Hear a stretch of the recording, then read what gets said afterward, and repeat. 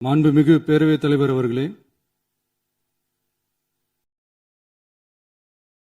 மாபெரும் தலைவர்கள் வழிநடத்திய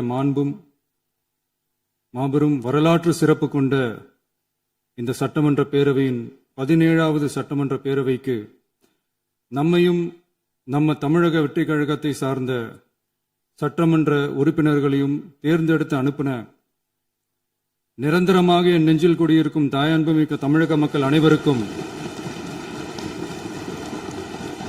என்னுடைய மனப்பூர்வமான நன்றிகள். 17வது சட்டமன்ற கூட்டத்தொடரின் முதல் ஆளுநர் உரையின் மீதான நன்றி தெரிவிக்கும் தீர்மானத்திற்கு பதிலுரை வழங்க வாய்ப்பளித்த மாண்புமிகு பேரவைத் தலைவருக்கு நம் வணக்கத்தை தெரிவித்துக் கொள்கிறோம். மாண்புமிகு பேரவைத் தலைவர் அவர்களே, இந்த 17வது மாமன்றத்தில் அதிகப்படியான 12 கட்சிகளை சேர்ந்த பிரதிநிதிகள் தேர்ந்தெடுக்கப்பட்டிருக்கும்.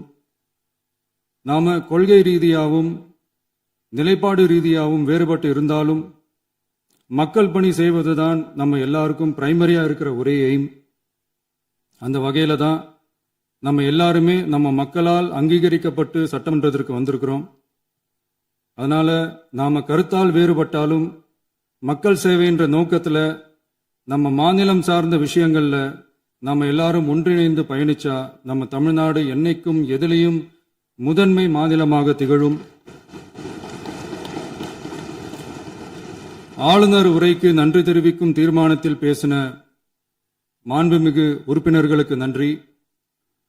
எதிர்த்து பேசினாதான் எதிர்கட்சின்னு ப்ரூவ் பண்ண முடியும்னு நினைச்சுக்கிட்டு பேசின எதிர்கட்சியை சேர்ந்த எதிர்கட்சி தலைவர் உள்ளிட்ட மாண்புமிகு உறுப்பினர்களுக்கும் வணக்கமும் நன்றியும்.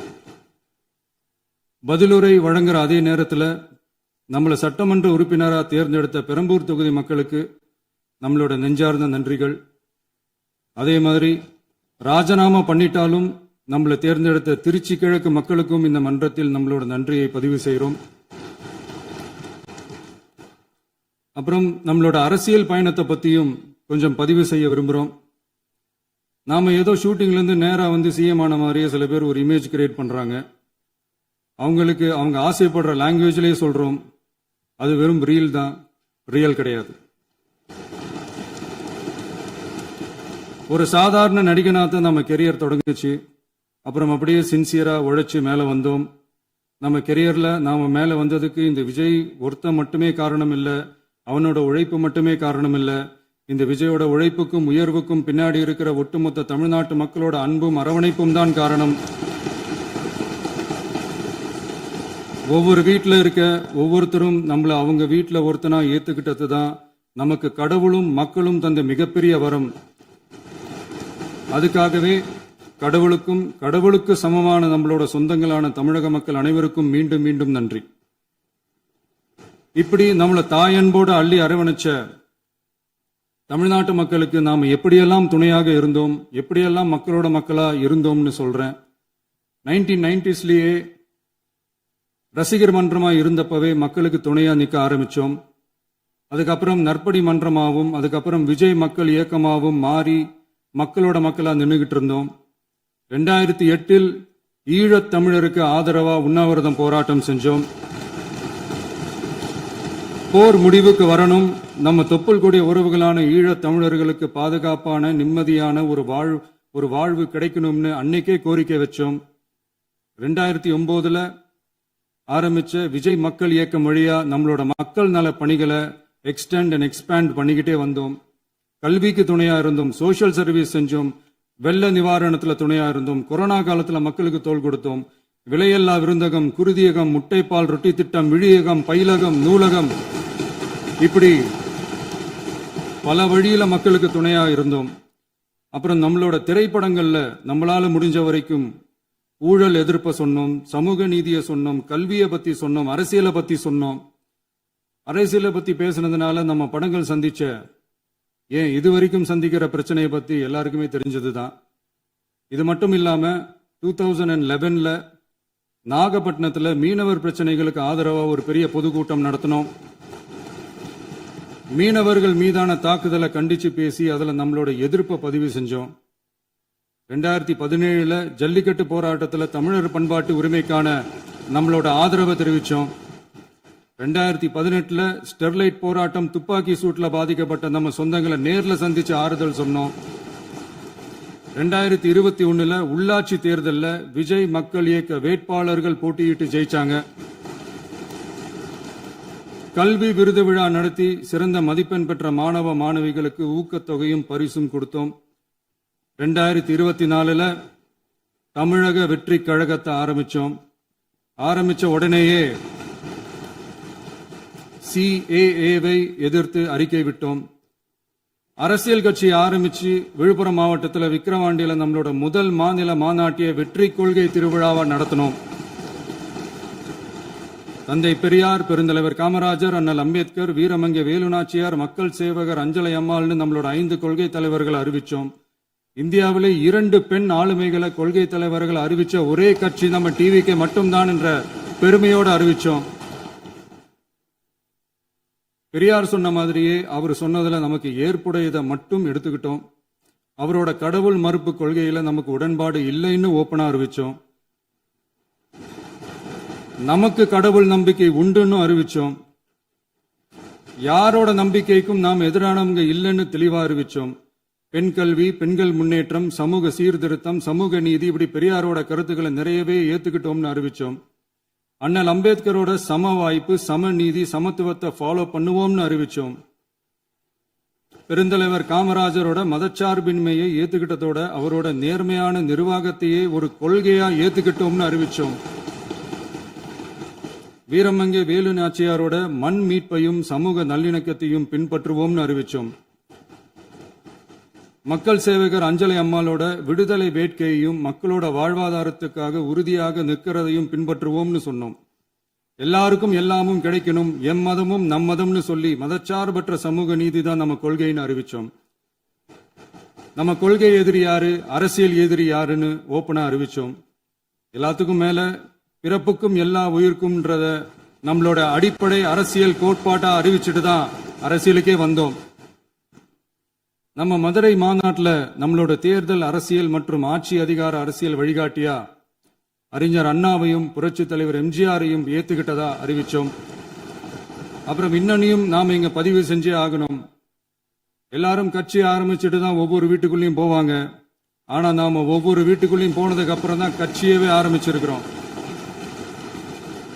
ஒவ்வொரு வீட்டுல ஒவ்வொருத்தரும் நம்மள அவங்க பிள்ளையா, மகனா, அண்ணனா, தம்பியா ஏத்துக்கிட்டதும் இயல்பா நடந்துச்சு. தமிழ்நாட்டு மக்களோட மனசுக்குள்ள போறதுக்கு நாம பட்ட பாடு நமக்கு மட்டும்தான் தெரியும். இதெல்லாம் புரிஞ்சாலும் புரியாத மாதிரி இருக்கிறவங்க தான் நம்மள நடிகன் என்று சொல்லியும் நம்ம கட்சிய நடிகன் கட்சின்னு சொல்லியும் சில நக்கல், நையாண்டி இதெல்லாம் பேசுவாங்க. அதை பத்தி நமக்கு கவலை இல்லைன்னு. இப்படி நம்ம அரசியல் பயணம் ரொம்ப டிரான்ஸ்பரண்டா தான் ஆரம்பிச்சிருக்கு. இந்த 2026 தேர்தலில் கூட்டணியே இல்லாமல் தனியா நின்னோம். மக்கள் நம்மள தெளிவா புரிஞ்சுக்கிட்டதாலையும் நம்ம டிவிகே தோழர்களோட உழைப்பாலையும் நாம 35% வாக்குகளை வாங்கினோம். 1,72,00,000 வாக்குகளோட தமிழ்நாட்டிலேயே தனி பெரும் கட்சியா வந்தோம். தமிழக மக்களாலையும் நம்மளோட ஆதரவு இயக்கங்களாலையும் இதோ இன்னைக்கு இங்க நம்ம டிவிகே ஆளும் கட்சியா உட்கார்ந்துருக்கிறோம். இந்த ஆளும் கட்சியா ஆனதும் அவ்வளவு சாதாரணமாலாம் நடந்துடல. 2.25 வருஷத்துல ஆட்சிக்கு வந்துட்டீங்கன்னு ரொம்ப கிண்டலா கேலியா சிலர் பேசுறாங்க. எங்களோட இந்த 2.25 வருஷ டிராவல்ல எவ்வளவு வலியும் வேதனையும் இருக்குது. நம்மளோட மக்கள் சந்திப்புக்கே அவ்வளவு இடையூறு, அவ்வளவு தடைகள், ஊர் உலகத்துல யாருக்கும் இல்லாத ஒன்னா நமக்கு மட்டுமேன்னு தனியா ஸ்பெஷலா எக்ஸ்க்ளூசிவா நிறைய நிபந்தனைகள், நெருக்கடிகள், கட்டுப்பாடுகள், நம்மளை சந்திக்க வர்ற மக்களுக்கு சரியான பாதுகாப்பு இல்லாம, நம்ம கூட்ட நிகழ்ச்சிக்கு போதுமான பாதுகாப்பு இல்லாமன்னு இன்னும் வெளியே சொல்ல முடியாத நிறைய சூழ்ச்சிகள் எல்லாத்தையும் தாண்டி தான் நாம் இந்த இடத்துக்கு வந்திருக்கிறோம். But still miles to go. நம்ம டிராவல்ல எல்லாத்துக்கும் முச்சமா நம்மளோட சொந்தங்கள், நம்மளோட உறவுகள், 41 பேர் கரூர் சம்பவத்தில் இழந்த வேதனை எல்லாம் எப்படி சொல்றதுனே தெரியல. நம்ம மனசு விட்டு என்னைக்கும் அந்த வலியும் வேதனையும் நீங்கவே நீங்காது. அதுலயும் நம்ம மேலேயே பழி போட்ட கொடுமையெல்லாம் இருக்கும் பாருங்க, அதெல்லாம் வேற லெவலுங்க. என்னத்துக்கு அப்படியெல்லாம் செஞ்சாங்கன்னு தெரியல. அரசியல்னா இப்படியெல்லாம் கொடூரமா இருக்கணுமா என்ன? சரி விடுங்க. இந்த விஜய் இவனோட தயாராகிட்டான். இவ்வளவு பெயின்ஃபுல்லான நம்ம பொலிட்டிக்கல் டிராவல்ல நம்மளோட மிகப்பெரிய ஆறுதலும் பலமும் என்ன தெரியுமா? என் நெஞ்சில் குடியிருக்கும் என்னோட தமிழ்நாட்டு மக்களும், என் உயிருக்கு உயிரான என்னோட தோழர்களும் தான். அவங்களோட பலத்தால தான். அன்னைக்கு 1967ல முன்னாள் முதல்வர் மாண்புமிகு அறிஞர் அண்ணா அவர்கள் தலைமையில் அமைஞ்ச சாமானியர்களோட ஆட்சி மாதிரி, 1977ல முன்னாள் முதல்வர் மாண்புமிகு புரட்சி தலைவர் எம்ஜிஆர் அவர்கள் தலைமையில் அமைஞ்ச மிக சாமானியர்களோட ஆட்சி மாதிரி, இதோ இன்னைக்கு அதே வரிசையில 2026 சட்டமன்ற தேர்தல்ல இந்த விஜயோட தோழர்கள் இடம்பெற்ற ஒரு மிக மிக சாமானியர்களின் ஆட்சி அமைஞ்சிருக்கு. வாகை சூடும் வரலாறு திரும்பி இருக்கிறது. இப்படி ஒரு தீர்ப்பை மக்கள் அளிச்சதுனால தான் தமிழக வரலாற்றில் ஒரு மகத்தான கூட்டணி ஆட்சியை நாம் அமைச்சிருக்கிறோம். இளைஞர்களால என்ன செய்ய முடியும், பெண்களால என்ன செய்ய முடியும்னு கேட்டவங்களுக்கான பதில் தான் இன்னைக்கு அமைஞ்சிருக்கிற நம்ம ஆட்சி. ஒரே ஒரு குடும்பம் மட்டும் முக்கியம்னு சொல்றது நம்மளோட ஆட்சி அதிகார அரசியல் இல்ல. தமிழ்நாட்டில் இருக்கிற ஒவ்வொரு குடும்பமும் முக்கியம்னு சொல்றது தான் நம்ம அரசியல். நம்மளோட ஆட்சி அதிகாரம் அதான் நம்மளோட மனசாட்சி உள்ள மக்களாட்சி. இந்த 2026 தேர்தல்ல யாராலும் உடைக்கவே முடியாதுன்னு சொன்ன மதத்தை உடைச்சோம், சாதியை உடைச்சோம், முக்கியமா காசு கொடுத்து ஓட்டு வாங்குற ஒரு நச்சு கலாச்சாரத்தையே சுக்கு நூறா தூள் தூளா உடைச்சிருந்தோம். நாம கிளீன் கவர்னன்ஸ் அண்ட் குட் கவர்னன்ஸ்ல உறுதியா இருக்கிறோம். இப்ப மட்டும் இல்ல, எப்பவுமே இப்படிதான் இருப்போம். இதுல 100% இது உண்மைன்றதுனாலதான் பாரம்பரியமான தினத்தந்தி பத்திரிகை ஊழலின் ஊற்றுக்கண் அடைக்கப்படுகிறதுன்னு 16/6/2026 அன்னைக்கு ஒரு தலையங்கமே எழுதியிருக்கு. ஒரு தவறு செய்தால், அது தெரிந்து செய்தால் அவன் தேவன் என்றாலும் விடமாட்டேன் என்று எம்ஜிஆர் அன்று பாடினார். அதை இன்று விஜய் செயலில் காட்டுகிறார்னு அந்த எடிட்டோரியல்ல எழுதியிருக்கு. இந்த நேரத்தில் தினத்தந்திக்கு நம்மளோட நன்றியை தெரிவிச்சுக்கிறோம். அரசியலுக்கு வந்து 2 வருஷம் தான் ஆகுது. உங்களுக்கு என்ன தெரியும், உங்களால என்ன முடியும்னு கேலியா கேட்டவங்களுக்கு தினத்தந்தியோட பதிலை இப்போதைக்கு போதும்னு நினைக்கிறேன். என்னென்னமோ செய்வான்னு சொல்றானே இந்த விஜய், பல வருஷமா இருக்கிற ஒரு பதவி வெறி பிடிச்ச அரசியலை உடைச்சி எப்படி செய்வான்னு நம்ம மக்களை யோசிச்சிருவாங்க. இதோ இப்போ நம்ம மக்களுக்கு புரிஞ்சிருக்கும். இப்பவும் சொல்றோம், இது வெறும் ஆரம்பம் தாங்க. இந்த மாபெரும் சபையிலிருந்து கேட்கிற மக்களே, நமக்கு கொஞ்சம் அவகாசம் கொடுங்க. இதுக்கு முன்னாடி, அதாவது 2017 கடைசியில இருந்து 2026 ஏப்ரல் வரைக்கும் இருந்த புண்ணியவான்கள் ஆட்சியில ஒவ்வொரு டிபார்ட்மெண்ட்லயும் போட்ட ஏராளமான ஓட்டைகளை அடைச்சிக்கிட்டே படிப்படியா மக்களுக்கு நல்லதையும் செஞ்சுக்கிட்டே வருவோம். அதனாலதான் நமக்கு எதிரா யார் யாரோ சேரவே மாட்டாங்கன்னு நினைச்சவங்க எல்லாம் ஒன்னா சேர்றாங்க. நம்ம ஆட்சிக்கு டேட்டு குறிக்கிறாங்க.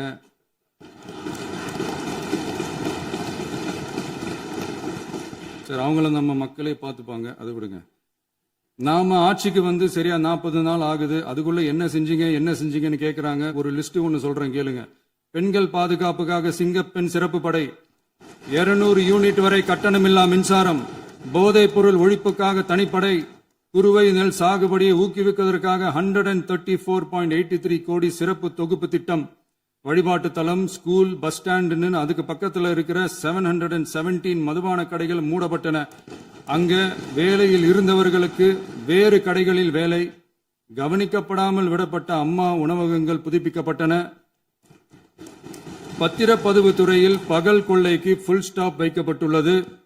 வருகையில்லா ஆவண பதிவு முறை கொண்டுவர உத்தேசிக்கப்பட்ட செயல்பாட்டில் உள்ளது. அரசு மற்றும் தனியார் மருத்துவமனையில் ஸ்கேன் மையங்களில் கருவுறுவதற்கு முன் மற்றும் பின் ஏற்படும் தவறுகளை கண்காணிக்கவும், மருத்துவ நிறுவனம் முறைப்படுத்தும் சட்ட விதிகள் பின்பற்றப்படுகிறதா என கண்காணிக்கவும், மருத்துவ மற்றும் ஊரக பணிகள் இயக்கத்தின் பயன்பாட்டிற்காக 40 புதிய வாகனங்கள் வழங்கப்பட்டுள்ளது. கூட்டுறவு வங்கியின் ஏழை எளிய மக்கள் வாங்கிய கடனுக்கு முதல் முத்தாய்ப்பாக ரூபாய் 2045 கோடி தள்ளுபடி வழங்கி ஆணையிடப்பட்டுள்ளது. ஒன்றிய அரசிடம் கேட்டுக்கொண்டதற்கிணங்க கடந்த 2 வருடமாக நிறுத்தி வைக்கப்பட்ட இருந்த ஜல் ஜீவன் மிஷன் திட்டம் புதுப்பிக்கப்பட்டு ஜல் ஜீவன் மிஷன் திட்டம் 2.0 நடைமுறைக்கு கொண்டு வரப்பட்டுள்ளது. 18,500 கோடி அளவில் உறுதியளிக்கப்பட்ட காஞ்சிபுரம் மாவட்டத்தில் மைய விரிவாக்க திட்டம், கோயம்புத்தூரில் மின்னணு பொருட்கள் மற்றும் மின்னணு அமைப்புகள் உற்பத்தி திட்டம், மற்றும் திருவள்ளூர் மாவட்டத்தில் காட்டுப்பள்ளி LNT கப்பல் கட்டும் தளம் விரிவாக்க திட்டத்திற்கு ஒப்பந்தங்கள் போடப்பட்டுள்ளன. அனைத்து நிர்வாக நடவடிக்கைகளும் மின்னணு முறையில் மாற்றம் கொண்டுவர நடவடிக்கை எடுக்கப்பட்டு வருகிறது. சட்டவிரோத கல்குவாரி மற்றும் அனுமதியின்றி கனிமங்களை எடுத்துச் செல்வது தடுக்கப்பட்டுள்ளது. பல்வேறு குவாரிகள் சீல் வைக்கப்பட்டுள்ளன. கனிமங்களை கண்காணிப்பது, எல்லைகளை நிர்ணயிப்பது மற்றும் ஆளில்லா விமானம் மூலம் அளவீடு செய்வது போன்றவற்றை செயல்படுத்துவதற்கான பணிகள் மேற்கொள்ளப்பட்டு வருகின்றன.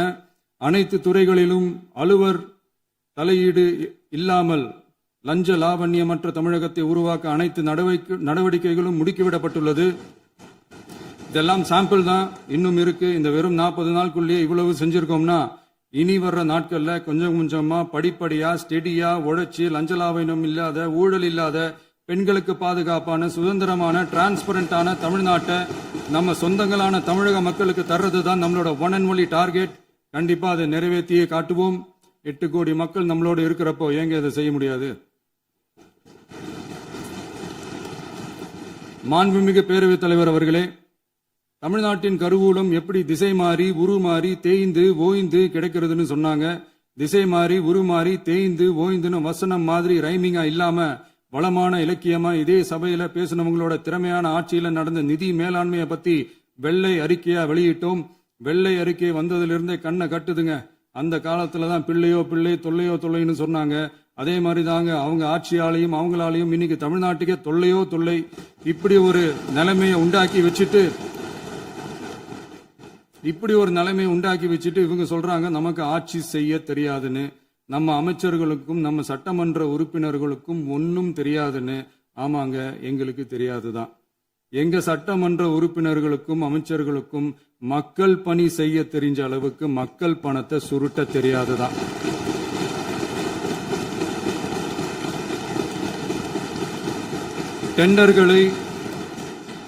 டெண்டர்களை முறைப்படுத்த தெரிஞ்ச அளவுக்கு அதோட ரேட்டை உயர்த்தி ஊழல் செய்ய தெரியாதுதான்.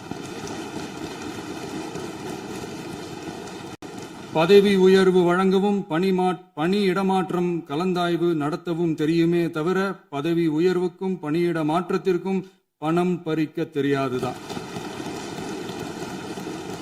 புதிய பணியிடங்கள் உருவாக்க தெரியுமே தவிர அந்த பணியிடங்களை பணத்துக்கு விற்க தெரியாதுதான். கோயில்கள்ல நடக்கிற நிர்வாக சீர்கேட்டை தடுக்க நீங்க பேசுங்க, நீங்க கண்டினியூ பண்ணுங்க.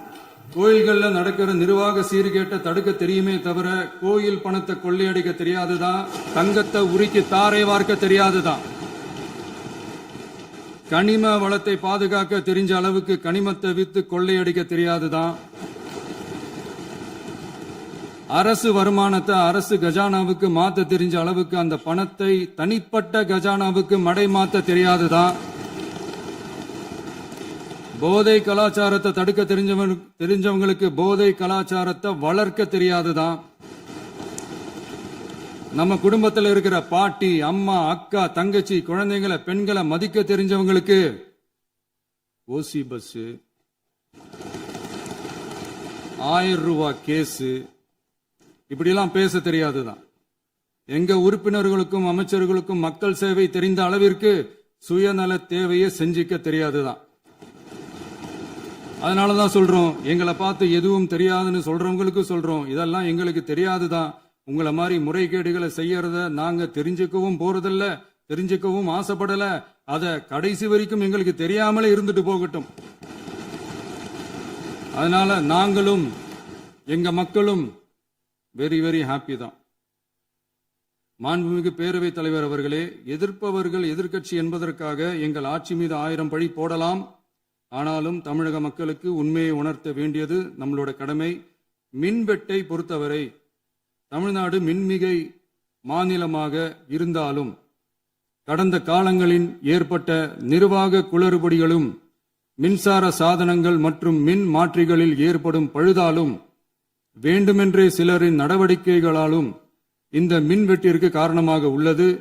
மின் விநியோக மீட்பு நடவடிக்கைகளை ஒருங்கிணைப்பதற்காக எதிர்பாராமல் இரவு நேரங்களில் ஏற்படும் மின் தடங்களை விரைந்து சரி செய்வதில் 10 உயர்மட்ட கண்காணிப்பு குழுக்கள் மற்றும் 125 சிறப்பு மின் தடை நீக்க ரோந்து வாகனங்கள் வழங்கப்பட்டு 24 மணி நேரமும் கண்காணிக்கப்படுகிறது. கூடுதலாக தற்போது 77 புதிய மின் தடை நீக்க மையங்களும் உருவாக்கப்பட்டுள்ளன. விரைவில் இந்த மின்வெட்டு நிலைமை அறவே நீக்கப்படும். மாண்புமிகு பேரவைத் தலைவர் அவர்களே, நம்ம விவசாயிகள் எல்லாரும் நம்மள நல்லா புரிஞ்சுக்கிட்டு தமிழக வெற்றி கழகத்தை ஏத்துக்கிட்டாலும் எதிர்க்கட்சிகளோட தூண்டுதலால சில இடங்கள்ல சில போராட்டங்கள் நடக்குது. எதிர்க்கட்சிகள் என்னதான் சித்து வேலை செஞ்சாலும் விவசாய பெருமக்கள் எல்லாரும் நம்ம ஆட்சி அவங்களுக்கான ஆட்சி தான் நல்லா புரிஞ்சுதான் வச்சிருக்கிறாங்க. இந்த வருஷம் எல்னினோ விளைவா எப்பவும் இருக்கிறத விட இந்த டைம் மழை குறையுங்கிறதையும் நம்ம விவசாயிகள் உணர்ந்துதான் இருப்பாங்க. இருந்தாலும் நம்ம அரசு நம்ம விவசாயிகளோட வாழ்வாதாரத்துக்காக பக்கபலமாகவும் உறுதியாகவும் துணை நிற்கும்ங்கிறத தெரிவிச்சுக்கிறோம். நம்ம தமிழகத்தில் ஏற்கனவே நடந்த அதி அற்புதமான சூப்பரான நிர்வாக திறன் கொண்ட 50 வருஷ அரசியல் அனுபவம் கொண்ட 2.0, 3.0, 4.0 பல 0.0 மாடல் ஆட்சி நடத்த கனவு கண்டவங்களோட அட்டகாசமான ஆட்சிக்காரங்க பல்வேறு விதமான நிதி நெருக்கடியை நம்ம மக்களுக்கும் நமக்கும் பரிசா கொடுத்துட்டு போய் இருந்தாலும் கூட்டுறவு வங்கிகளின் மூலம் 75,000 வரை பயிர்கடன் பெற்று குறு சிறு இதர பெரு விவசாயிகளுக்கு 100% முழுமையான பயிர்கடன் தள்ளுபடியும் 75,000க்கு மேல் கடன் பெற்றவர்களுக்கு குறைந்தபட்சமாக 35,000 பண பயன் கிடைக்கும் அளவிற்கு மொத்தம் 14,43,504 விவசாயிகளுக்கு ரூபாய் 5,932.23 கோடி பயிர்கடன் தள்ளுபடி வழங்கப்பட்டுள்ளது. மாண்புமிகு பேரவைத் தலைவர் அவர்களே, நாம ஒன்றியத்தில் கூட்டுறவு கூட்டாட்சி, மாநிலத்தில் சுயாட்சி என்ற கொள்கையை கொண்டவங்க தான் ஏற்கனவே அறிவிச்சிருக்கிறோம். தற்போதைய ஒன்றிய அரசு சார்ந்த கட்சியுடன் அரசியலில் கொள்கை அளவில் நேர் எதிராக நிக்கிறவங்க தான் நாம. அதே சமயத்தில் எதுக்கெடுத்தாலும் கண்ணை மூடிக்கிட்டு ஒன்றிய அரசோட மோதல் போக்கை விரும்புறவங்க நாம இல்ல. நமக்கு எப்பவுமே தமிழகத்தின் வளர்ச்சி மட்டும்தான் முக்கியம். அதுக்காக நம்மளோட அரசியல் ரீதியான கொள்கைகளையோ மாநில உரிமைகளையோ கொஞ்சம் கூட விட்டு கொடுக்கவே மாட்டோம். அதுல ரொம்ப தெளிவாகவும் உறுதியாகவும் இருக்கிறோம். இனியும் இப்படித்தான் இருப்போம். அதுல ஒருபோதும் மாற்றமே இருக்காது. அதனால இதுல யாரு திசை திருப்ப வேலையில் ஈடுபட்டாலும் அவங்க எல்லாரும் மக்கள் மத்தியில் தோற்பது உறுதி. எனவே நம்ம மக்களுக்கோ சிறுபான்மை சகோதரர்களுக்கோ நம்ம ஆதரவு இயக்கங்களுக்கோ எந்தவித சந்தேகமும் வேண்டாம். நாம் யாரோட டீமும் இல்ல. நாம எப்பவுமே பியூரான பீப்புள்ஸ் டீம். இன்னும் சொல்ல போனா நாம secular team, social justice team. மாண்புமிகு பேரவைத் தலைவர் அவர்களே, அரசு விழாக்கள், கல்வி நிறுவனங்கள் மற்றும் பல அதிகாரப்பூர்வ நிகழ்ச்சிகளோட தொடக்கத்தில் நம்ம தமிழ்தாய் வாழ்த்த பாடுறது தான் வழக்கமா இருக்கு. தமிழ்தாய் வாழ்த்த பொறுத்த வரைக்கும் நம் அரசு இதுல நம்மளோட உறுதியான நிலைப்பாட்டை ஒன்றிய அரசுக்கு மிக தெளிவா தெரிவிச்சிருக்கு. அது இல்லாம இதில் மாநில அரசின் கொள்கைக்கு ஏற்ப ஒன்றிய அரசின் அறிவிக்கையில் திருத்தம் மேற்கொள்ள கோரிக்கையும் விடுக்கப்பட்டுள்ளது. நீட் தேர்வை பொறுத்தவரை கிராமப்புற மற்றும் பொருளாதார ரீதியாக பின்தங்கிய மாணவர்களுக்கு சமமான வாய்ப்பை வழங்குவதில்லை. மருத்துவ கல்வியில் சமூக நீதி மற்றும் சம வாய்ப்பை நீட் பாதிக்கிறது என்பதை உணர்கிறோம். எனவே மருத்துவ படிப்புகளுக்கான சேர்க்கையை 12ஆம் வகுப்பு மதிப்பெண்களின் அடிப்படையில் நடத்த வேண்டும் என்று நமது அரசு வலியுறுத்தி வருகிறது. மத்திய அரசிடம் நீட்டிலிருந்து தமிழ்நாட்டிற்கு விலக்கு வழங்க வேண்டும் என்று கோரிக்கை விடுத்துள்ளது. மாண்புமிகு பேரவைத் தலைவர் அவர்களே, பேரறிஞர் அண்ணா அவர்கள் தலைமையிலான அரசு 1968 இருமொழி கொள்கையை நடைமுறைப்படுத்தியது. தமிழ் ஆட்சி மொழி, தமிழ் மொழியை பாதுகாப்பது, மாணவர்களுக்கு ஆங்கிலத்தின் மூலம் உலக அளவிலான வாய்ப்புகளை வழங்குவது, எந்த ஒரு மொழியையும் கட்டாயமாக திணிப்பதை தவிர்ப்பது மற்றும் எதிர்ப்பது, நிலத்தின் மொழி மற்றும் பண்பாட்டு அடையாளத்தை பேணுவது என்பதை நம் தமிழக வெற்றிக் கழக ஆட்சி ஏற்றுக்கொண்டுள்ளது. எனவே தமிழ்நாட்டில் தமிழ் ஆட்சி மொழி மற்றும் இருமொழி கொள்கை என்பதில் நமக்கு மாற்று கருத்தே இல்லை. மாண்புமிகு பேரவைத் தலைவர் அவர்களே, கடந்த 11/6/2026 அன்று நடந்த நிதி ஆயோக் கூட்டத்தில் தமிழ்நாடு அரசின் சார்பாக கலந்து கொண்டு வறுமையற்ற தமிழ்நாடு இயக்கம் உருவாக்க தேவையான நிதியையும், தமிழ்நாட்டுக்கு 2 எய்ம்ஸ் மருத்துவமனைகளை தருமாறும், மருத்துவம் மற்றும் பல் மருத்துவ படிப்பிற்கு 12ஆம் வகுப்பு மதிப்பின் அடிப்படையில் இடங்களை நிரப்புதல் குறித்தும், செயற்கை நுண்ணறிவு தொடக்க நிறுவன வளர்ப்பு மையங்கள் தமிழ்நாட்டில் அமைக்கவும், இளைஞர் திறன் மற்றும் வேலைவாய்ப்பு இயக்கம் செயல்படுத்த வேண்டியும், பெண்கள் தலைமையிலான வளர்ச்சி குறித்தும், மீனவ சமுதாயங்களின் வாழ்வாதாரம் மற்றும் மீன்பிடி படகுகள் மற்றும் மீனவர்களை விடுவித்தல் குறித்து நிரந்தர நடவடிக்கை எடுக்க வேண்டியும், காலநிலை தாங்கும் தன்மை பெருந்திட்டம் 2045 கீழ் விண்வெளி உற்பத்தி மையத்தை தேசிய விண்வெளி உற்பத்தி மையமாக அறிவிக்க கோரியும், தமிழ்நாட்டில் சாலை போக்குவரத்து, நெடுஞ்சாலை மற்றும் ரயில்வே அமைச்சகத்தின் மேம்பாட்டு குறித்தும், அனைத்து கிராமங்களையும் டிஜிட்டல் இணைப்பு வசதி ஏற்படுத்துதல் குறித்தும், கூட்டு குடிநீர் திட்டம் தொடரவும்,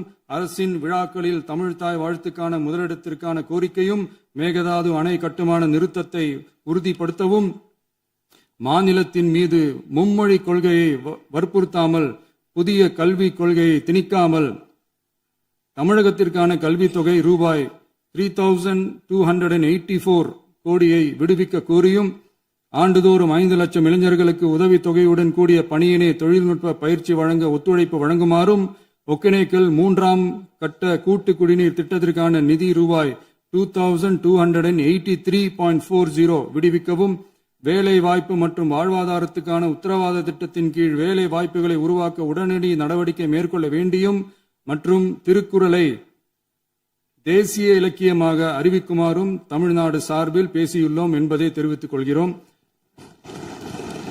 மாண்புமிகு பேரவைத் தலைவர் அவர்களே, அண்டை மாநிலங்களுடனான நட்புறவு ஒரு மாநிலத்தின் வளர்ச்சிக்கும் நாட்டின் ஒற்றுமைக்கும் மிகவும் அவசியமானது.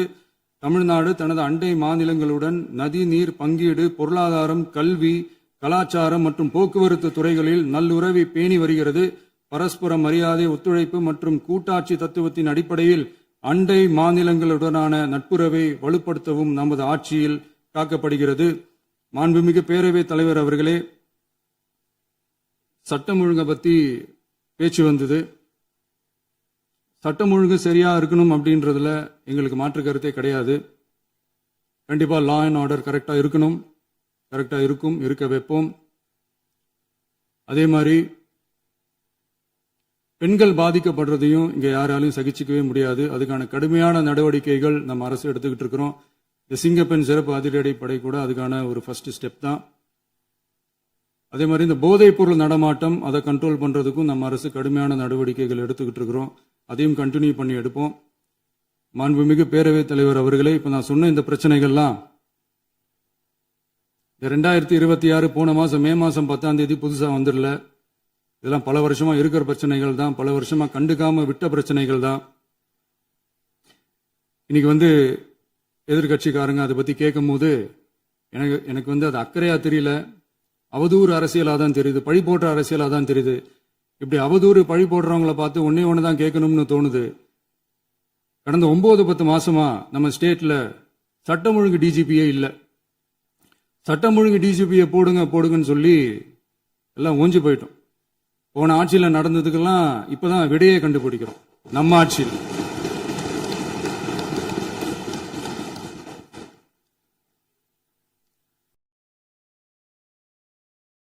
இந்த போதைப் பொருள் நடமாட்டம் தாறுமாறா அப்படியே பரவி கொட்டி கிடக்குது.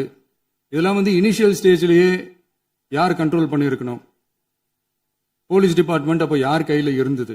இத்தனை கேள்வி நம்மளை பார்த்து கேட்கறாங்களே, ஒரே ஒரு கேள்வி தான் நான் கேட்கணும்னு தோணுது. போலீஸ் டிபார்ட்மெண்ட்டை கையில வச்சுக்கிட்டே பிகினிங்லயே இனிஷியல் ஸ்டேஜ்லயே இந்த போதைப் பொருள் நடமாட்டத்தை ஏன் கண்ட்ரோல் பண்ணல? மனசாட்சி உள்ளவங்க இந்த பிரச்சனையெல்லாம் ஏன் நடக்குதுன்றது அவங்களுக்கே நல்லா தெரியும். இன்னைக்கு சட்டம் ஒழுங்கை பத்தி கேள்வி கேட்கக்கூடாதா அப்படின்னா தாராளமா கேட்கலாம். இது ஜனநாயக அரசு, மன்னராட்சி எல்லாம் கிடையாது, மனசாட்சி உள்ள மக்களாட்சி. அதனால கேள்வி கேட்கலாம், எல்லாருக்கும் எல்லா உரிமையும் உண்டு. விமர்சனம் செய்யலாம், எல்லாருக்கும் எல்லா உரிமையும் உண்டு. ஆனா நம்ம ஆட்சியில என்ன நடவடிக்கைகள் எடுத்திருக்கோன்றது தெரிஞ்சுக்கிட்டு அதுக்கேற்ற மாதிரி ஒரு நடுநிலையா பேசுனீங்கன்னா கொஞ்சம் நல்லா இருக்கும். சட்டம் ஒழுங்கை பத்தி யாருக்கு என்ன யோசனை இருந்தாலும், மக்கள் நலனுக்காக யாருக்கு என்ன யோசனை இருந்தாலும் அதை தாராளமாக சொல்லலாம். நம்ம அரசு அது காது கொடுத்து கேட்கும். ஆனா நம்ம அரசினுடைய நிர்வாகத்திறன் அதை பத்தி பேசுறவங்களுக்கு இந்த ஊரடிச்சு உலையில போட்டு ஊழல் மேல ஊழலா செஞ்சுக்கிட்டு அதுல இருந்து தப்பிக்கிறதுக்கு பேர் தான் நிர்வாகத்திறன் அப்படின்னு சொன்னா, அப்படிப்பட்ட ஒரு ஊழல் செய்யற நிர்வாகத்திறனை நம்ம அரசு ஒரு நாளும் செய்யாது. பொட்டி பெட்டியா பணத்தை வச்சுக்கிட்டு, பெட்டியை வச்சு எல்லாம் செஞ்சுக்கிட்டு, போதைப் பொருள் பாதுகாவல் கழக மாடல் அரசாங்கம் செஞ்ச ஒவ்வொரு ஊழலா வெளியில வந்துகிட்டு இருக்கு. டாஸ்மாக்ல அது என்னப்பா அது பேரு, பார்ட்டி ஃபண்ட், கட்சி நிதி அப்படின்ற பேர்ல அடிச்ச கொள்ளையெல்லாம் ஒண்ணு ஒன்னா இப்போ கவர்மெண்டோட கஜானாவுக்குள்ள கொண்டு சேர்த்துக்கிட்டே இருக்கிறோம். உட்காருங்க. மாண்புமிகு முதல்வர்கள் பதில் உரைக்கு பிறகு முதல்வர் பதில் உரைக்கு பிறகு நேரம் தர அப்ப பேசட்டும், அவங்க பேசட்டும், அவங்கள பேச அனுமதி. உட்காருங்க உட்காருங்க.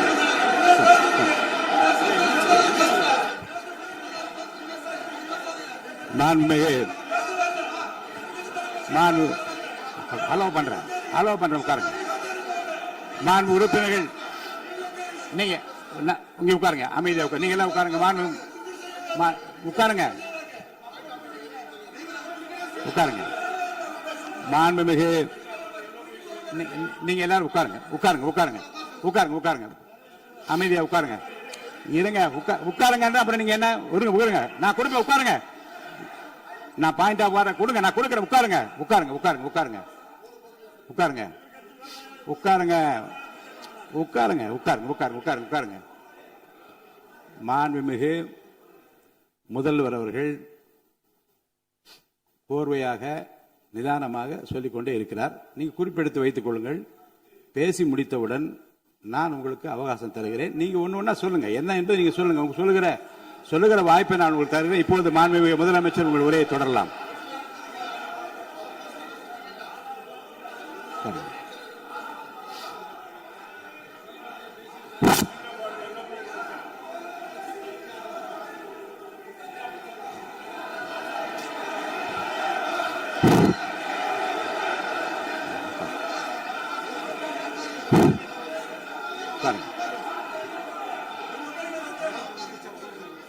நான் எழுந்த பிறகு உட்கார்றதான் முறை. உட்காருங்க எல்லாரும் உட்காருங்க. தேசிய உட்கார். நான் அலோவ் பண்றேன். உட்காருங்க, அமைதியா உட்காருங்க. நான் அலோவ் பண்றேன். அமைதியா உட்காருங்க உட்காருங்க. அங்க இருந்து குரல் கொடுக்காதீங்க. உட்காருங்க.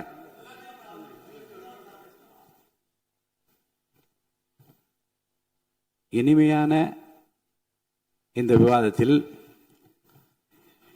இதுவரை குறுக்கீடுகள் இல்லாமல்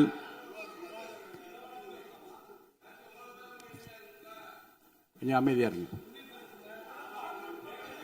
மாண்புமிகு முதல்வர் அவர்கள் பேசி முடித்தவுடன் பாயிண்ட் ஆஃப் ஆர்டர் கேட்டிருக்கேன், நான் அனுமதிக்கிறேன். எதிர்கட்சி தலைவருக்கு மட்டும் நான் அனுமதி தருகிறேன். அவர் எழுந்து பேசலாம். மாண்பு முதலமைச்சர் நீங்க கண்டினியூ பண்ணி முடிக்கலாம். நீ எல்லாரும் எழுந்துச்சீங்கன்னா சரி வராது. உட்காருங்க. நான் சொல்லியிருக்கேன். உட்காருங்க உட்காருங்க உட்காருங்க.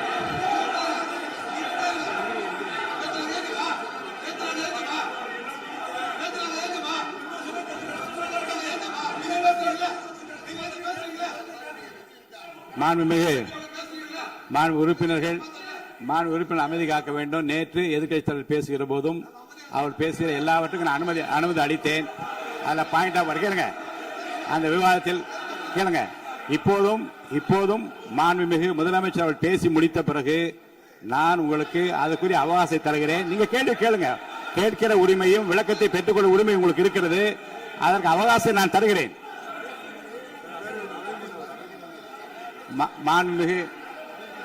மாண்புமிகு உறுப்பினர் அமருங்க. நான் என் தீர்ப்பை சொல்லுகிறேன். மாண்புமிகு முதலமைச்சர் அவர்கள் பேசி முடித்தவுடன் எதிர்க்கட்சி தலைவருக்கு அந்த வாய்ப்பை நான் தருகிறேன். நிச்சயமா அந்த கேள்வி கேட்கலாம். உட்காருங்க எல்லாரும். முன்னவர் பேசுங்க.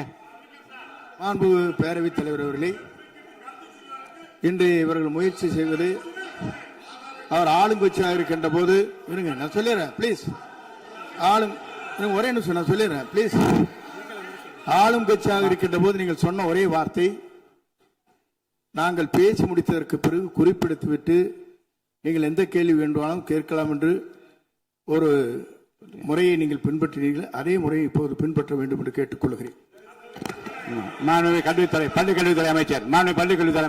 மாண்புமிகு பேரவைத் தலைவர் அவர்களே, நேற்றைய தினம் கூட எதிர்க்கட்சி தலைவர் சொன்னதை முழுமையாக கேட்டு இறுதியில் ஒரு வாய்ப்பு தந்தீங்க. அதுவும் இல்லாம இந்த நேரத்தில் நேரலையில் நீங்களும் பாக்குறீங்க. அங்கிருந்து உரிமையில் விழித்து இந்த பக்கம் இருக்க உறுப்பினர்களை பார்த்து அப்படின்னு உரிமையில் விழிப்பதை உங்கள் மூலமாக கண்டிக்கிறேன். அந்த வார்த்தையை அவை குறிப்பிலிருந்து நீக்கணும். கண்ணியம் காத்து முதல்வர் முழுமையாக பேசுவதை காத்து கண்ணியம் காத்து இந்த சபைக்கு ஒரு மரபு இருக்கிறது, அதை மூத்த உறுப்பினர்கள் பின்பற்றபடி உங்கள் மூலமாக கேட்டுக்கொள்கிறேன். மாண்புமிகு முதலமைச்சர் அவர்கள் உரையை தொடரலாம். நான் தரேன். நான் உறுதியாக மாண்புமிகு முதலமைச்சர் அவர்கள் பேசி முடித்தவுடன் எதிர்க்கட்சி தலைவருக்கு அந்த வாய்ப்பு தரப்படும் என்பதை உறுதியாக சொல்லிவிட்டேன். இடையிலே குறுக்கீடு செய்யாமல் அந்த பேச்சு முழுமையாக பேசி முடிக்க நீங்கள் அனுமதி வழங்க வேண்டும் என்று கேட்டுக்கொள்கிறேன். அமைதியா உட்காருங்க, அவங்க பேசி முடிக்கட்டும், நீங்க கேளுங்க. நான் என்ன சொல்றேன், கேட்கிற உரிமையும் விளக்கத்தை கேட்டு பெற உரிமை உங்களுக்கு இருக்கிறது. ஆனா இடையிலே குறுக்கீடு செய்யாமல் அதை முடிக்கும்படி நான் கேட்டுக்கொள்கிறேன். மாண்புமிகு முதலமைச்சர் அவர்கள் தொடர்ந்து நீங்க பேசலாம்.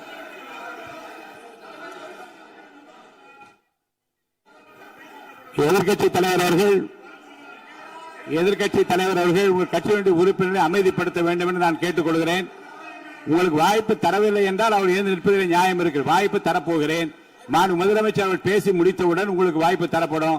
அது வரைக்கும் உங்களுடைய உறுப்பினரை அமைதி காக்க நீங்கள் தான் பார்த்துக் கொள்ள வேண்டும். மாண்பு அவை முன்னவர்.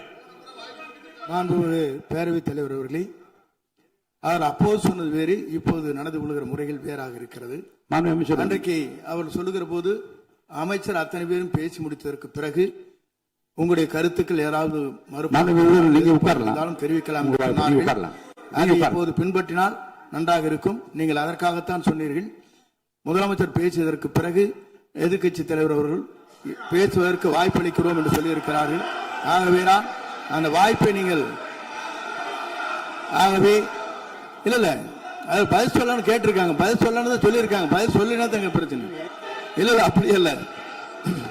ஆகவே இல்ல நேற்றைய தினம் நீங்கள் அப்படி பேசிக்கொண்டது ஆறாவது இல்ல. நேற்றைய தினம் நீங்கள் பேசுகிற போது ஆறாவது குறுக்கிட்டார்களா? நீங்கள் பேசுகிற போது யாருமே குறுக்கிடவில்லை. நீங்க எவ்வளவு பேசினீர்கள், எவ்வளவு வார்த்தைகள் பேசினீர்கள் என்பதெல்லாம் எங்களுக்கு தெரியும்.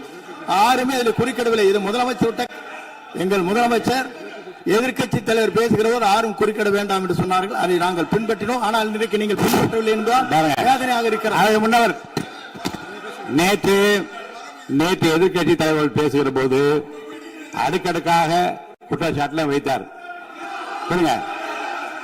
இப்போ அதற்குரிய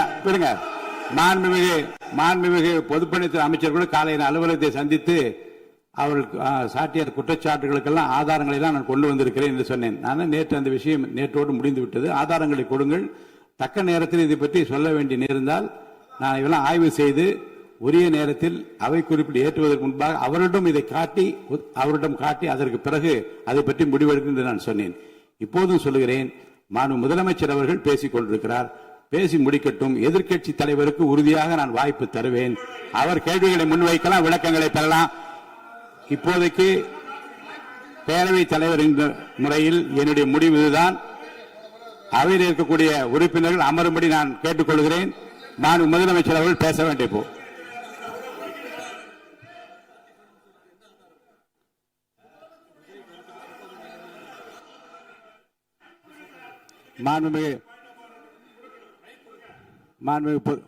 இருங்க. முன்னவர் பேரவைத் தலைவர் அவர்களே, நேற்றைய தினம் நீங்கள் முழுமையாக பேசினீர்கள். உங்கள் பேச்சுக்கள் எப்படி இருந்தது என்பதும் நாடறியும். இருந்தாலும் கூட நாங்கள் அமைதியாக இருந்தோம். இல்ல நீங்க இருங்க, ஒவ்வொரு வார்த்தைக்கு இருங்க. நீங்க மின்வெட்டையில நீங்க சொன்னீங்க, உங்களுடைய முன்னாள் அமைச்சர் ஆற்காடு வீராசாமி இருக்கிற போது மின்வெட்டால் தான் நாங்கள் ஆட்சியே மாறியது என்றெல்லாம் சொன்ன கதையெல்லாம் இருக்கு. அதெல்லாம் சொன்னோம்னாங்க நாங்களே அமைதியா இருந்தோம். அதுக்காக நீங்க தயவு செய்து எதிர்க்கட்சி தலைவருக்கு வாய்ப்பளிக்கிறார்கள். அந்த வாய்ப்பை நீங்கள் அவர் முதலமைச்சர் பேசியதற்கு பிறகு பேசினால் அழகாக இருக்கும்.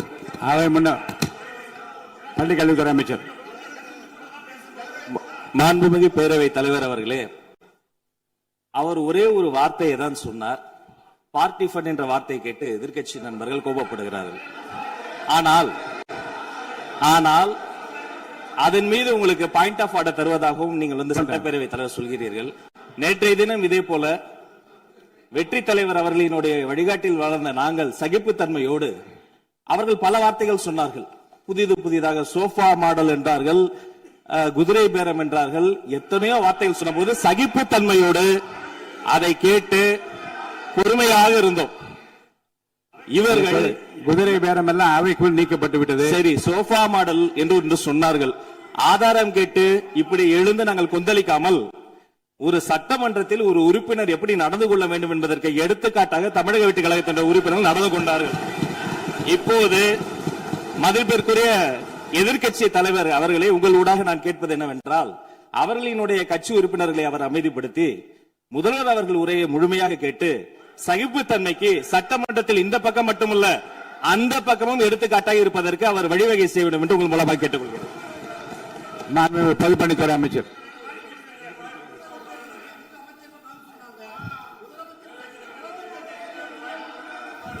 மாண்புமிகு பேரவைத் தலைவர் அவர்களே, திராவிட முன்னேற்ற கழகம் முதல் நாளில் இந்த சபையுடைய மரபையும் பாரம்பரியத்தை பற்றியும் நமக்கு வகுப்பெடுத்தார்கள். அந்த மரபுப்படி எங்களுடைய தலைவருடைய வழியில் இந்த சட்டசபையுடைய நிகழ்வுகளில் நாங்கள் கலந்து கொண்டிருக்கிறோம். நேற்று எதிர்க்கட்சி தலைவர் பேசும் பொழுது எவ்வளவோ வார்த்தைகள் உண்மைக்கு புறம்பாக சட்டத்திற்கு எதிராக ஒரே நிமிஷம் பேசுறேன். சட்டத்திற்காக பேசும் பொழுது நாங்கள் அமைதியாக இருந்தோம். ஒரு 2-3 முறை தான் அவரு பேசும்போது மினிஸ்டர்கள் இருந்துச்சு நின்னாங்க. ஆனா இன்னைக்கு மாண்புமிகு முதலமைச்சருடைய முதல் உரை, கடந்த 4 நாட்களாக திராவிட முன்னேற்ற கழகம் முதலமைச்சர் ஏன் பேசலன்னு சொல்லிட்டே இருந்தாங்க. இன்னைக்கு பேச ஆரம்பிச்ச உடனே அவர் சொன்ன வார்த்தை பார்ட்டி ஃபண்ட் சொன்னார். எந்த பார்ட்டின்னு சொல்ல. ஆனா அந்த வார்த்தைகள் சொல்லி முடிஞ்ச உடனே எதற்காக முதலமைச்சருடைய பேச்ச இவங்க குறுக்கிறாங்கன்னு தெரியல. நீங்கள் சொன்னதுபடி முதலமைச்சர் பேச வேண்டும். பேசிய பின்பு கருத்துகளுக்கு பதிலளிக்க அவர்கள் பதிலளிக்கும், நாங்களும் பதிலளிக்க தயாராக இருக்கிறது பதிவு பண்றோம். மாண்பு முதலமைச்சர் அவர்கள்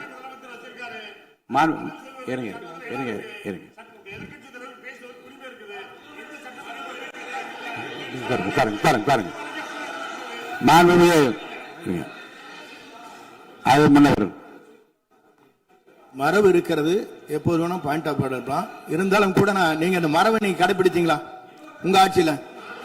நீங்க முன்னவர் முன்பு எப்படி நடந்தால் என்பதை பற்றியோ முன்பு நடந்த நிகழ்வுகள் பற்றியோ நீங்கள் சொல்லி மீண்டும் இந்த அவையினுடைய மாண்பை குறைக்க வேண்டாம் என்று நான் கேட்டுக்கொள்வது வேண்டாம். இப்போது உள்ள பிரச்சனை, மாண்பு முதலமைச்சர் அவர்கள் தன்னுடைய பேச்சை உறுதி செய்து முடிக்க வேண்டும். அவர் முடித்த பிறகு எதிர்க்கட்சி தலைவருக்கு நான் நிச்சயமாக வாய்ப்பு தருவேன். அவர் கேள்வி கணக்குகளை தொடுக்கலாம், சந்தேகங்களை கேட்கலாம்.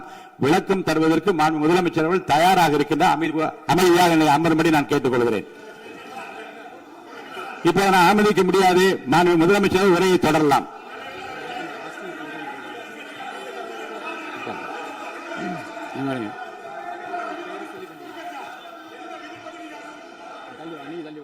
மாண்புமிகு உறுப்பினர் ஆஸ்தின் உங்க இடத்துல போய் உட்காருங்க. மாண்புமிகு உறுப்பினர் ஆஸ்தின், நீங்க ஒரு மூத்த உறுப்பினர், சபை விதிகளை நன்கு தெரிந்த ஒரு உறுப்பினர், நீங்க போய் இடத்துல உட்காருங்க. முதல்ல மாண்புமிகு முதலமைச்சர் அவர்கள் உரையை தொடரலாம். இப்போது எந்த விதமான பாயிண்ட் ஆஃப் ஆர்டர்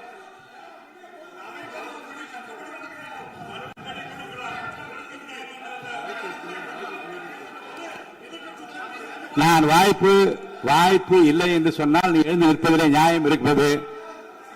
உட்காருங்க. வாய்ப்பு உறுதியாக எதிர்க்கட்சி தலைவருக்கு பாயிண்ட் ஆஃப் ஆர்டர் மட்டுமல்ல, உட்கார்ந்து அவர் பேசிய பேச்சுக்கள் என்னென்ன இருங்க, என்ன உங்களுக்கு சந்தேகம் இருக்கிறதோ, வினாக்கள் இருக்கிறதோ அதை நீங்க கேட்கலாம். அவர் பதில் சொல்வதற்கு தயாராக இருக்கிறார். பேசி முடிக்கின்ற வரை அமைதி காக்கும்படி உங்களை நான் கேட்டுக்கொள்கிறேன். மாண்புமிகு எதிர்க்கட்சி தலைவர் முழு ஒத்துழைப்பை நீங்கள் தர வேண்டும் என்று நான் எதிர்பார்க்கிறேன்.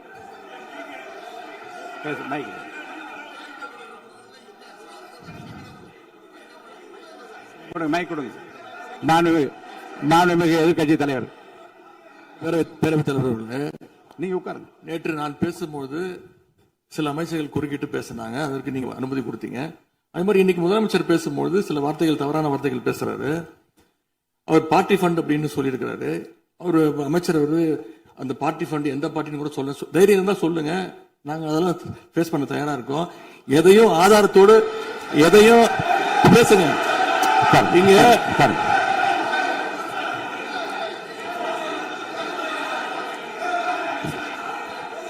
அது மாதிரி பேரவைத் தலைவர் அவர்களே, நேற்று நான் பேசி முடிஞ்சோடனே நீங்க அவை முடிஞ்சிருச்சுன்னு சொல்லிட்டீங்க. நாங்கெல்லாம் வீட்டுக்கு போயிட்டோம். வீட்டுக்கு போய் டிவி போட்டு பார்த்தா அங்க இன்னொரு அமைச்சர் இன்னும் பதில் சொல்லிட்டே இருந்திருக்கிறாரு. அதற்கெல்லாம் நாங்க இப்ப என்ன பதில் இது, என்ன மரபு இது?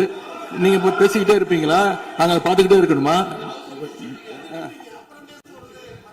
அதே மாதிரி இன்னைக்கு முதலமைச்சர் அவர்கள் பேசும்போது நாங்களும் அமைதியா கேட்டுட்டு தான் இருந்தோம். ஆனா சில கருத்துக்கள் அவர் பேசும்போது அதை நாங்க அனுமதிக்க முடியாது. ஆதாரத்தோடு ஏதாவது பேசணும்னா, குற்றச்சாட்டுகள் சொல்லும் போது ஆதாரத்தோடு சொன்னீங்கன்னா அதை நாங்க ப்ரூவ் பண்றதுக்கு தயாராக இருக்கு.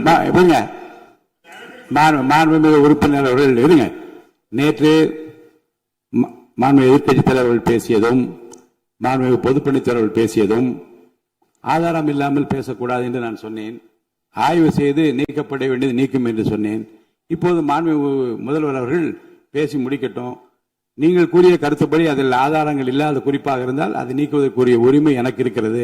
ஆய்வு செய்து நான் நடவடிக்கை எடுப்பேன். இப்போது மாண்புமிகு முதலமைச்சர் அவர்கள் பேசலாம். இந்த டாஸ்மாக் மாதிரியே பல டிபார்ட்மெண்ட்லயும், மறுபடியும் சொல்றேன், கட்சி நிதின்ற பேர்ல அடிச்ச கொள்ளைய ஒன்னா கவர்மெண்டோட கஜானாக்குள்ளேயே கொண்டு சேர்த்துக்கிட்டே இருக்கிறாங்க. இப்பவும் சொல்றேன், மக்கள் பணத்திலிருந்து ஒரு பைசா கூட தொடமாட்டோம், தொடவும் விடமாட்டோம், தொட்டா விடமாட்டோம். இதுக்கு முன்னாடி தொட்டவங்களையும் விடமாட்டோம்.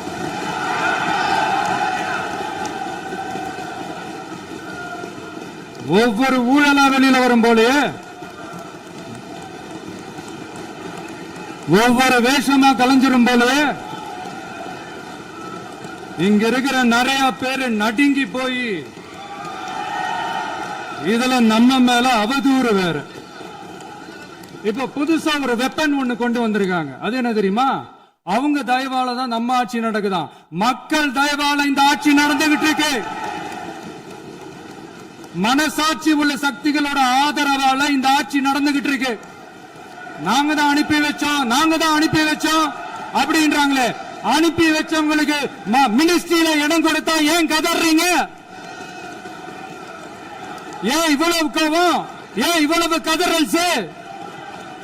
இதுல இன்னொரு முக்கியமான விஷயம், மார்க்சிஸ்ட் கம்யூனிஸ்ட் கட்சி நமக்கு ஆதரவு கொடுத்தது சுயேட்சையா எடுத்த முடிவுன்னு சொல்றாங்க. அதே மாதிரி இந்திய கம்யூனிஸ்ட் கட்சி நமக்கு ஆதரவு கொடுத்தது சுயேட்சையா எடுத்த முடிவுன்னு சொல்றாங்க. இதுல எங்க இருந்து நாங்க தான் அனுப்பி வச்சோம்னா புரியலையே. மக்களுக்கு நல்லா புரியும். எல்லாத்தையும் தெளிவா பார்த்துக்கிட்டு இருக்கிறாங்க.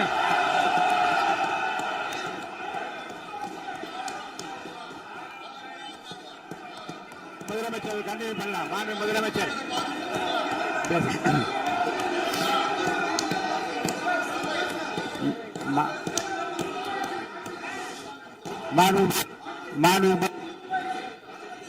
முதலமைச்சர் கண்டினியூ பண்ணலாம். நீங்க கண்டினியூ பண்ணலாம்.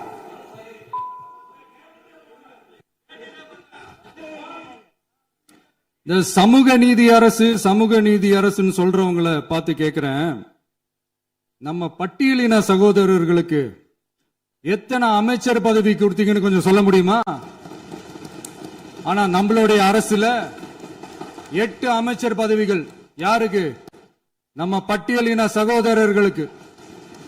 எல்லாம் நம்ம அண்ணன், நம்ம தம்பி, நம்ம தங்கச்சிங்க. அண்ணல் அம்பேத்கர் அவர்களுடைய கிட்டத்தட்ட 100 ஆண்டு கால கனவு இப்ப நிறைவேறி இருக்கு. நான் ஏன் கொஞ்சம் சவுண்டா பேசுறேன் அப்படின்னா அவங்களுக்கு கேட்கணும்ன்றதுக்காக தப்பா எடுத்துக்காது. அதே மாதிரி பெண்களோட பாதுகாவலர் நாங்க தான் அப்படின்னு சொல்லிக்கிறவங்களை கேட்கிறேன், எத்தனை பெண்களுக்கு அமைச்சர் பதவியில இடம் கொடுத்தீங்க கொஞ்சம் சொல்ல முடியுமா? எங்க அரசுல 4 சகோதரிகளுக்கு அமைச்சர் பதவி கொடுத்திருக்கிறோம்.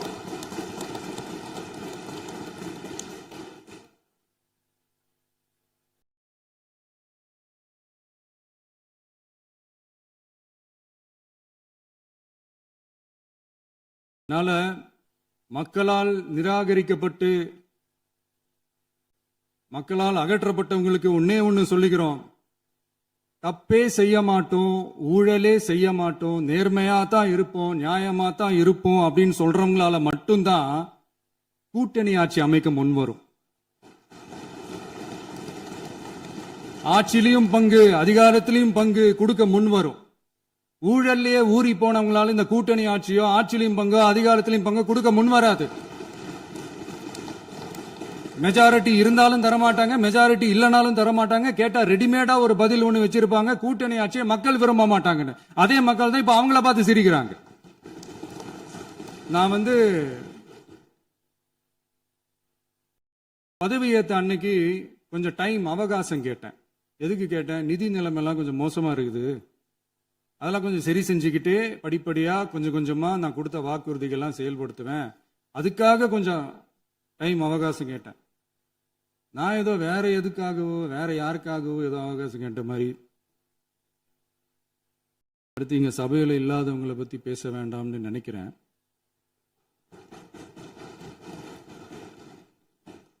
இங்க நம்மளை பத்தி அவதூறு பரப்புறதோட மட்டும் இல்லாம இப்ப நம்ம மக்கள் மேலேயும் அவதூறு பரப்ப ஆரம்பிச்சிட்டாங்க. மக்கள் நமக்கு ஓட்டு போட்டது தப்பான், குடும்பம் குடும்பமா நமக்கு ஆதரிச்சது தப்பான். இது இப்ப இல்ல, நான் சொல்றது எம்ஜிஆர் அவர்கள் காலத்திலிருந்தே. அப்பவே அவர் ஜெயிச்சப்போ அதே மக்களை தப்பு தப்பா பேசுறது. மக்கள் என்ன பண்ணிட்டாங்க, எம்ஜிஆர் என்ன பண்ணிட்டாரு, எம்ஜிஆர் என்ன இது பண்ணிட்டாரு. 50 வருஷமா ஒரே டெக்னிக்கா.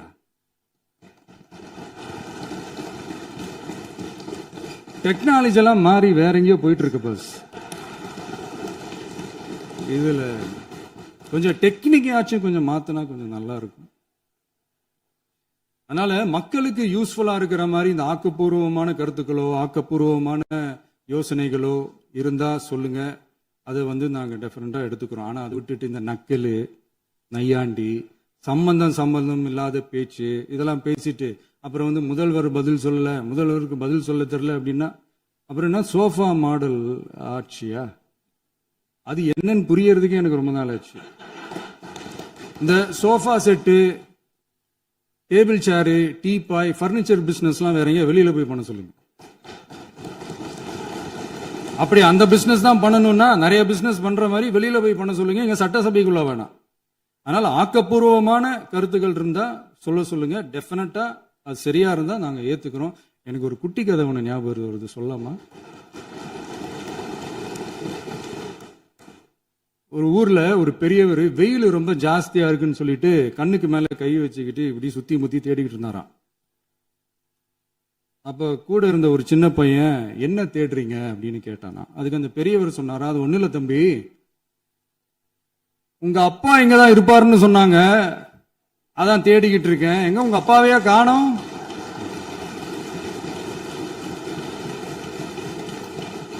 இல்ல அந்த எங்களுக்கும் நக்கலா நையாண்டியா சம்பந்தம் இல்லாத குட்டி கதை இதெல்லாம் எங்களுக்கும் பேச தெரியும். அந்த கதையில பெரியவர் அப்படி சொன்னாராம், தப்பா எடுத்துக்காதீங்க. அந்த கதையில பெரியவர் அப்படி கேட்டாராம். அதனால யாரும் இங்க டென்ஷன் ஆக வேணாம். அதனால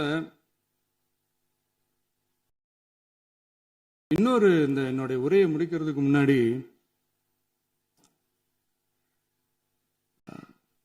போயிட்டாங்க, பேசலாமா?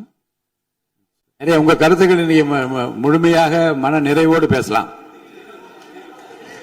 டிவியில பார்ப்போம். சரி, அதான் 5 நிமிஷம் பேசுனதுக்கே கொளத்தூரி இந்த ஆட்டம் அடிச்சு பேசுனா அப்புறம் என்ன பண்றது? கடைசியா நான் இந்த உரையை முடிக்கிறதுக்கு முன்னாடி ஒரு முக்கியமான ஒரு விஷயம் பத்தி சொல்லணும். ஆளுநர் உரை அன்னைக்கு இந்த தமிழ் தாய் வாழ்த்துக்கு அப்புறம் தேசிய கீதம் பாடினது தப்பு, தேசிய கீதம் 2 முறை பாடினது தப்பு. அப்படி ஒரு நிகழ்வு இதுக்கு முன்னாடி இந்த சட்டசபையில நடந்ததே கிடையாது. அந்த மரபையே மாத்திட்டீங்க. இப்படி ஒரு பெரிய ஒரு போர் மாதிரி எதிர்கட்சியை சார்ந்தவங்க எல்லாம் சொன்னாங்க இல்லையா? அந்த மாநில உரிமை போராளிகளை, அந்த மரபு காக்கிற உரிமை போராளிகளை ஒரே ஒரு கேள்விதான் கேட்கணும். 2021 ஆகஸ்ட் 2 ஞாபகம் இருக்கா? Centenary celebration of Tamil Nadu legislature. அந்த ஃபங்க்ஷன்ல நம்ம முன்னாள் முதலமைச்சர் கருணாநிதி அவர்களோட கலைஞர் அவர்களுடைய கலைஞர் அவர்களுடைய புகைப்படத்தை மாண்புமிகு குடியரசுத் தலைவர் திறந்து வைக்கிற ஒரு ஃபங்க்ஷன். அந்த ஃபங்க்ஷன்ல national anthem followed by Tamil Thai Vazhthu அப்படின்னு அறிவிச்சது ஞாபகம் இருக்கா? அதாவது தேசிய கீதத்துக்கு அப்புறமா இரண்டாவது முறையா, நோட் திஸ் பாயிண்ட் மாண்புமிகு பேரவைத் தலைவர் அவர்களே, பிளீஸ் நோட் திஸ் பாயிண்ட். தேசிய கீதத்துக்கு அப்புறம் இரண்டாவது முறையாக தமிழ் தாய் வாழ்த்து பாடப்படும் அப்படின்னு சொன்னது ஞாபகம் இருக்கா? அதுவும் முத்தமிழ் அறிஞர் அப்படின்னு சொல்ற நம்ம கலைஞர் அவர்களுடைய அந்த புகைப்படம் வெளியிட்டு விழாவில் அவர் இருந்த இதே சபையில தமிழ இரண்டாவது இடத்துக்கு தள்ளினது யாருன்னு ஞாபகம் இருக்கா? அது மட்டும் இல்ல, அந்த தேசிய கீதத்தை நாட்டுப்பண் நேஷனல் ஆந்தம்னு சொல்லி அதே ஃபங்க்ஷன்ல கடைசியா ஃபங்க்ஷன் முடியும் போது செகண்ட் டைம் தேசிய கீதம் பாடினதும் ஞாபகம் இருக்கா? இதே அவையில் தான், அது அவை குறிப்பிலும் இருக்கிறது, இதே அவையில் தான் நடைபெற்றது. இந்த தக்க நேரத்தில் இந்த ஆதாரங்களை அளித்த மாண்பு முதல்வர்களுக்கு நன்றியை தெரிவித்துக் கொள்கிறேன். டவுட் இருந்தா இந்த புக்கை பார்த்து தெரிஞ்சுக்கலாம். அதனால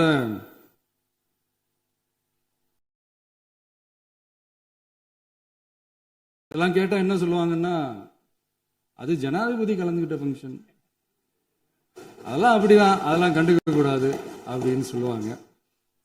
இதே மாதிரிதான் பேசுறது ஒண்ணு, செய்யறது ஒண்ணு, செய்யறது ஒண்ணு, பேசுறது ஒண்ணு. இதெல்லாம் மக்கள் பார்த்துக்கிட்டு இருக்காங்க. எலெக்ஷனுக்கு முன்னாடி தான் அப்படி செஞ்சுக்கிட்டு இருந்தாங்க, இப்ப எலெக்ஷனுக்கு அப்புறம் அதே தான் செய்யறாங்க.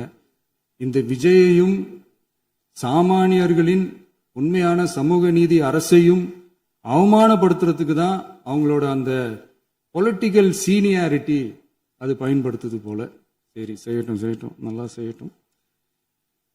இப்போ ஆனாலும் நம்மளுடைய மாநில உரிமை, மொழி உரிமை, உத்தமபுத்திரர் போல வேஷம் போடுற எதிர்கட்சிக்கு ஒன்றை மட்டும் ஆணித்தரமாக சொல்றோம். உங்களை மாதிரி தமிழ்னு சொல்லிக்கிட்டு, மொழி, பண்பாடு, கலாச்சாரம்னு சொல்லிக்கிட்டு ரெட்டை வேஷம் போடுறவங்க நாங்க கிடையாது. உலகெங்கும் வாழும் என் தமிழ் சொந்தங்களுக்கு நம்முடைய உத்தரவாதம் தமிழ் தான் எங்க உயிர் நாடி அப்படின்றத மறக்க மாட்டோம். இப்பவும் சொல்றோம், மாநில உரிமையில எப்பவும் உறுதியா இருப்போம். அதே சமயத்துல அரசியல் வேற, ஒன்றிய மாநில அரசுகளுக்கு இடையே இருக்கிற நிர்வாக அணுகுமுறை வேற. இதுல நாங்க ரொம்ப தெளிவா இருக்கிறோம். அதனால எங்களுக்கு பாடம் எடுக்கிறதா நினைச்சுக்கிட்டு உங்க வேஷத்தை நீங்களே கொஞ்சம் கொஞ்சமா கலைச்சிக்கிட்டே வர்றீங்க, மறந்துடாதீங்க. அப்புறம் நேத்து எதிர்கட்சி தலைவர், மாண்புமிகு எதிர்கட்சி தலைவர் பேசும்போது நிறைய பேசினாங்க. அதுல ஒண்ணு மட்டும் அரசு சொல்றதா நினைச்சுக்கிட்டு நம்மளை இன்டைரக்டா ஈவில் அப்படின்ற அந்த வார்த்தையை யூஸ் பண்ணாங்க. எனக்கு ஒண்ணுதான் சொல்லணும்னு தோணுது. ஈவில்ஸ்னு டெவில்ஸ் பேசக்கூடாது.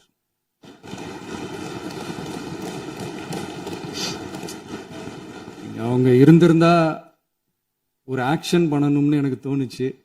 எல்லாரும் போயிட்டாங்க. பர்மிஷன் பண்ணலாமா? இப்பவும் பண்ணலாம், ஒன்றும் தப்பு இல்லை.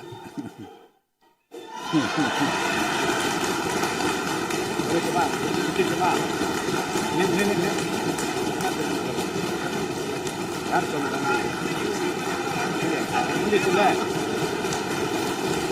எழுந்து சொல்லுமா, உட்காந்து சொல்லட்டுமா?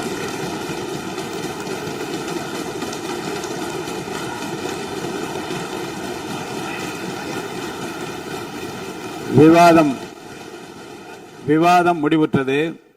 மாண்புமிகு உறுப்பினர்கள் முன்மொழிந்த திருத்தங்கள் வலியுறுத்தப்படுகின்றனவா என்று அறிய விரும்புகிறேன். மாண்புமிகு உறுப்பினர்கள் முன்மொழிந்த திருத்தங்கள் அனைத்தும் பேரவையின் அனுமதியில் திரும்ப பெறப்படுகின்றன. 2026 ஆண்டு ஜூன் திங்கள் 18ஆம் நாளன்று சட்டமன்ற பேரவைக்கு மாண்புமிகு ஆளுநர் அவர்கள் ஓந்தளித்த பெருரைக்கு தமிழ்நாடு சட்டமன்ற பேரவை உறுப்பினர்கள் பெரிதும் நன்றி உடையவர்களாவர் என்று மாண்புமிகு பேரவை துணைத் தலைவர் திரு மு ரவிசங்கர் அவர்களால் 19/6/2026 நாளன்று முன்மொழியப்பட்ட தீர்மானம் பேரவையின் முடிவுக்கு விடப்படுகிறது. ஏற்போர் ஆம் என்க. மறுப்போர் இல்லை என்க. ஏற்போரே அதிகம் என்று கருதுகிறேன். ஏற்போரே அதிகம். தீர்மானம் நிறைவேறியது. அரசினர் தீர்மானம்.